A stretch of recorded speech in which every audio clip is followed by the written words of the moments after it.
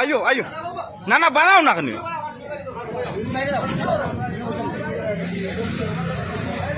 আসলাম কোটাইবাড়ি রেস্টুরেন্টে আসলে যে ব্যবহারটা পাইলাম খুবই খারাপ একটা আচরণ পাইলাম।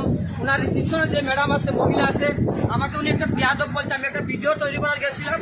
আসলে এই ভিডিওটা আমি একজন Facebook content creator, million million view আছে আমার ভিডিওতে।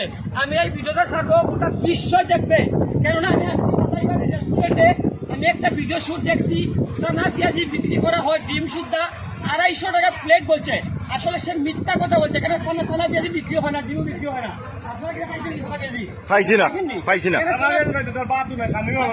আমিও রেডি হয়েছিল, কিন্তু এখানে একজন ভালো মানুষকে মানে খারাপ আচরণ দিয়া সরিয়ে দিয়েছে যে এখানে সানা পেঁয়াজি বিক্রি হয় 250 টাকা।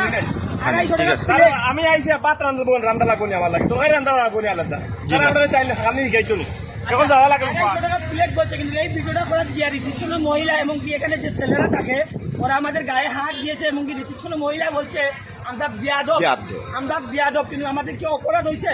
এখানে তো বিনোদন জন্য আসছেন বা বিনোদন নেওয়ার জন্য আসছেন, দর্শক সবাই আসছে।